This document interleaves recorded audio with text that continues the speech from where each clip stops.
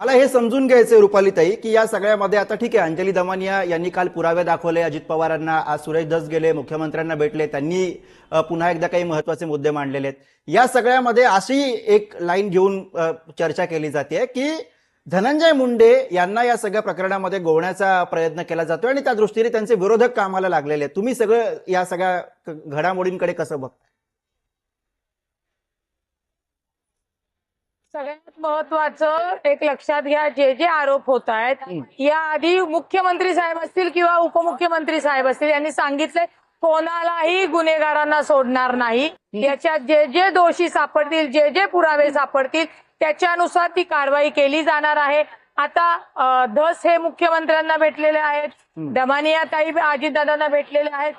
त्यांनी जे काही कागदपत्र पुरावे जे काही दिले असतील त्याची पूर्ण तपासून जर त्याच्यामध्ये दोषी आढळले तर 100% कारवाई होणार आहे. त्याच्यामध्ये जर कुठला दोष आढळला नाही तर ती कारवाई होणार नाहीये. एकदम स्पष्ट क्लिअर आहे. त्याच्यामुळे आरोप जे करतायत किंवा ज्यांचं म्हणणं आहे, जे बोलतायत त्यांच्या त्या बोलण्याला कुठेतरी तो पुरावा असणं गरजेचं आहे आणि त्यांच्या आरोपाची सुद्धा त्याची चौकशी तपासली जाईल आणि त्याच्यानुसार कारवाई करण्यात येईल. राजीनाम्यासाठी जो दबाव आता दिसतोय तुमच्या पक्षावरती, त्यामध्ये काही राजकीय डाव आहे असं तुम्हाला वाटतंय का?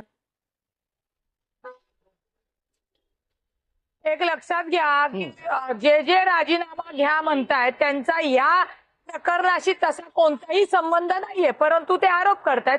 तर या आरोपांचा तपास करूनच. नाही, मी यासाठी तुम्हाला विचारतोय, आरोप करणारे जर का विरोधक असते, वरिष्ठ नेते.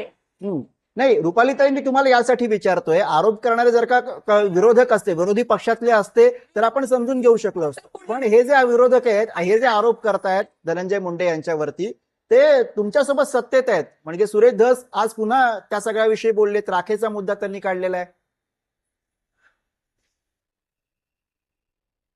विरोधक असू द्या नाही तर आमचे मित्र पक्षातले जे धस साहेब आहेत ते असू द्या, धस साहेबांचा असे जरी मित्र पक्षामध्ये असले तरी बीडमध्ये जी काही राजकीय स्पर्धा, राजकीय वर्चस्व आहे त्याच्या ह्याच्यातनं ते जे आरोप करतायत त्यांच्याकडे जर एवढे पुरावे आहेत तर त्यांनी ते तपास यंत्रणाकडे ऍफिडेव्हिट करून द्यावे. तपास यंत्रणा त्याच्यामध्ये तपास करेल आणि कोण दोषी आहे कोण नाही हे ते स्पष्टपणे सांगू शकतील. बरं, तुम्ही या भूमिकेवरती ठाम आहेत की जर का ते दोषी आढळले तरच त्यांच्यावरती कारवाई होईल, मात्र त्यापूर्वी त्यांच्या मंत्रिपदाचा राजीनामा घेण्याचा प्रश्न नाही?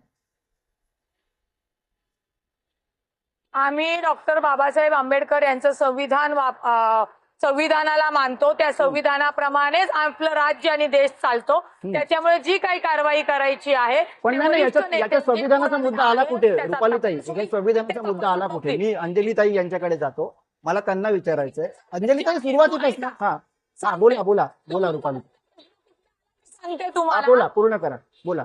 संविधानाचा प्रश्न कुठला आला सांगते. बोला. आपलं राज्य कायद्यानुसार चालते. कुणी आरोप केले म्हणून ते आरोपी होऊ शकत नाही, कोणी नाहीये म्हणलं म्हणून ते नाही होऊ शकत नाही. त्याच्यासाठी ज्या यंत्रणा आहेत त्या तपास करतात. त्या तपास पण नैतिकता राजकारणामध्ये आहे की नाही? ज्यांचे निकटवर्तीय वाल्मिक कराड आहेत त्या निकटवर्तीयांच्या बाबतीत रोज नवनवे पुरावे येत आहेत.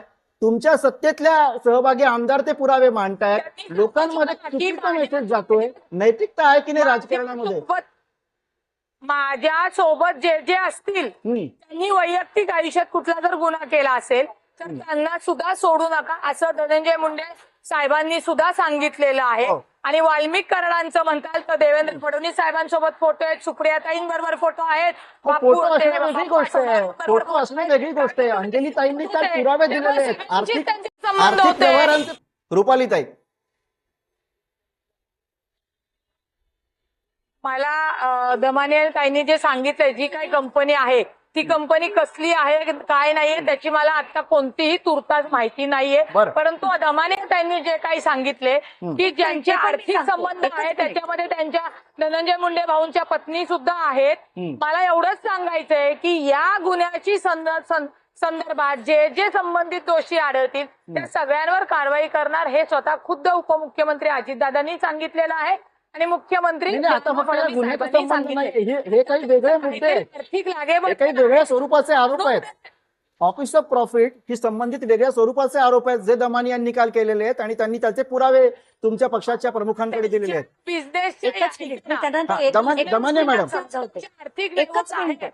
म्हणून हे रुपालीताई. रुपालीताई, एकच मिनिट. सांगितलेलं आहे की तो- रुपालीताई आदर दमाने यांना सांगण्याचा हेतू हा आहे की तुम्ही जे फक्त फोटो पुरतं म्हणताय की नाही याच्यासोबत फोटो आहेत त्याच्यासोबत फोटो आहेत इथपर्यंत मर्यादित राहून याकडे आता नाही बघता येणार आहे. ही गोष्ट आपण समजून घ्यायला पाहिजे आणि मान्य करायला पाहिजे. रुपालीताई अगदी शेवटचा मिनिट आहे. आता आज तुमच्या समोर प्रॉफिट रेशोचा दमाने त्यांनी हे सांगितलं. दमाने ताई मला तुम्ही जे सांगताय हा सगळा लॉ जेव्हा केस समोर येते त्या ही जी आर्ग्युमेंट आहेत आता तो प्रॉफिट रेशो कसा होता, डायरेक्टर वरनं शेअर होल्डर वाल्मिक कराड कसे आले, ती कधी स्थापन झाली, त्यांचा कधी ते प्रस्ताव त्या घटना या सगळ्याचा पूर्णतः कायदेशीर अभ्यास केल्यानंतरच तुमच्या समोर या गोष्टी मी बोलू शकेल. पण तुम्ही हे सगळं माननीय अजितदादांना दिलेलं आहे. बरं. आता ते दिल्यानंतर त्याच्यावर नक्कीच ते पूर्ण तपासून अजितदादा योग्य ती कारवाई बरं योग्य ती कारवाई अजित पवार करतील असं त्या म्हणतात. अगदी शेवटचं मिनिट आहे माझ्याकडे. मी धनंजय लांबे सरांकडे जातो. त्या हा. जर ते दोषी आढळले तर नक्की कारवाई करू हे सांगितलेलंच आहे. बरं दोषी आढळले तर कारवाई करू असं वारंवार म्हणते तुमचा पक्ष म्हणते, स्वतः दादांनी सांगितलेलं आहे. आज आता मी एक्सप्लेनेशन केल्यानंतर आपल्या डिबेटमध्ये जज कोण आहे? मीडिया इथे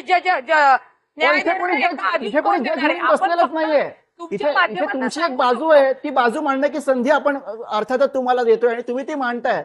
तुमचा पक्ष आहे, तुमच्या पक्षाचे मंत्री आहेत, तुम्ही अर्थात त्यांच्या बाजूने बोलणार आहात. इथे निर्णय देण्याचा काही प्रश्न नाही. मी लांबे सरांकडे अगदी शेवटच्या कॉमेंटसाठी जातोय. लांबे सरांकडे अगदी शेवटच्या